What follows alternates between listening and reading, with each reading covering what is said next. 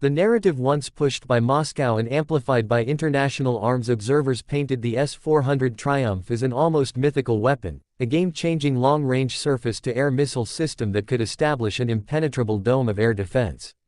On paper, its advertised capabilities were formidable, promising to intercept everything from stealth aircraft and cruise missiles to drones and tactical ballistic missiles at extended ranges. It was marketed as the cornerstone of a modern, layered air defense network, a strategic asset that could challenge American and NATO air supremacy. However, the harsh realities of high-intensity, technologically advanced warfare, particularly as witnessed in the crucible of the conflict in Ukraine, have not just raised questions about the S-400's effectiveness, they have systematically and brutally dismantled its carefully crafted reputation, revealing a system far more vulnerable and less capable than its marketing materials would suggest. The most damning evidence has emerged from the very regions Russia considered its most heavily fortified bastions, such as the occupied Crimean Peninsula. These areas, bristling with what were supposed to be Russia's most advanced air defense assets, have become a veritable graveyard for the S-400.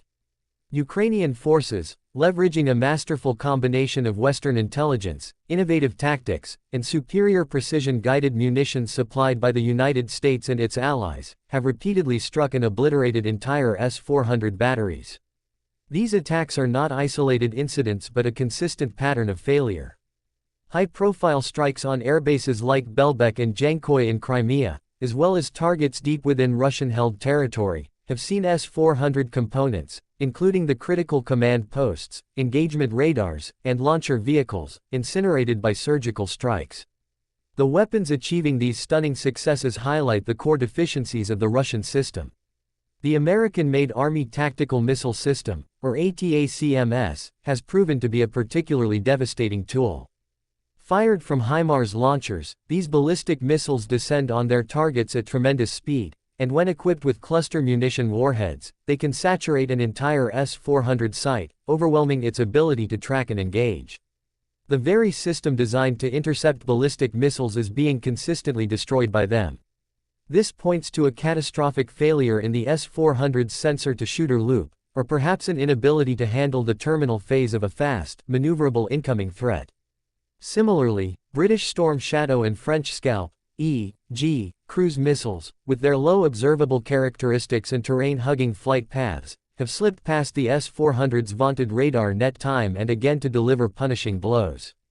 Even less sophisticated, domestically produced Ukrainian drones have been used in complex, coordinated attacks to distract, locate, and ultimately help target these multi-million-dollar systems. This string of failures exposes a fundamental weakness in the S-400's design philosophy when confronted with the American and Western way of war. A key vulnerability lies in its susceptibility to modern electronic warfare (EU) and suppression of enemy air defenses tactics. Western military doctrine, perfected over decades, emphasizes blinding and deceiving an enemy's sensors before a strike. It is highly likely that sophisticated Western EU capabilities are being used to jam, spoof, or degrade the S-400's powerful radar systems, creating corridors of vulnerability for incoming missiles. The system's radars, while powerful, must emit energy to see, making them luminous beacons for anti-radiation missiles and other detection systems. This creates a defender's dilemma: turn on your radar and risk being targeted, or keep it off and be blind. Ukrainian forces, guided by superior intelligence, are masterfully exploiting this dilemma, waiting for the system to become active or vulnerable before launching a decisive strike. Furthermore, the S-400 is being defeated by the sheer complexity and saturation of modern combined arms attacks. A lone S-400 battery may be formidable against a single, predictable threat in a controlled test environment. However, real-world combat involves multi-layered assaults.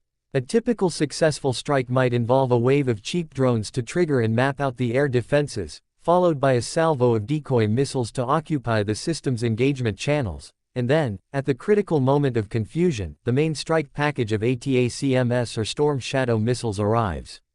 The S-400's command and control node simply cannot process and prioritize the multitude of threats simultaneously, leading to paralysis and destruction.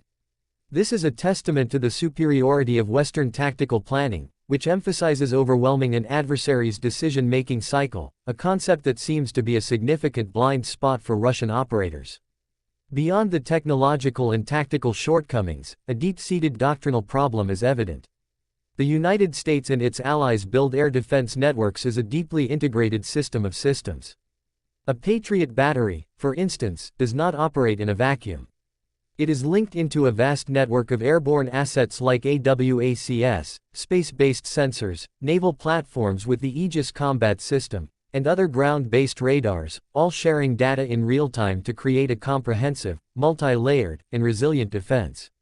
Russia, by contrast, appears to deploy the S-400 more like a standalone fortress. When deployed in isolation or without the seamless integration of supporting assets, many of which, like Russia's A-50 AWACS aircraft, have also proven vulnerable and have been shot down, the S-400 becomes a single point of failure. A single, well-placed strike on its primary radar or command vehicle can render the entire billion-dollar battery inert.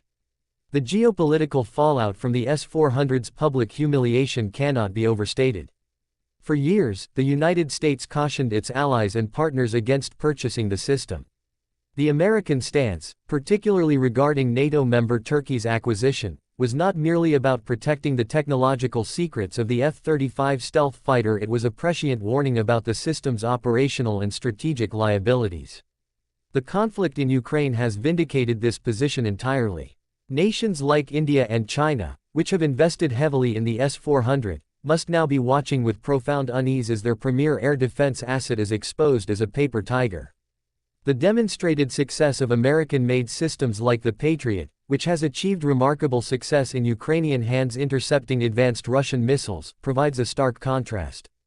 The global arms market is receiving a very clear and powerful lesson: the proven, combat-tested, and fully integrated systems developed and supported by the United States and its allies deliver real security, while the systems advertised by its adversaries often consist of little more than hollow propaganda.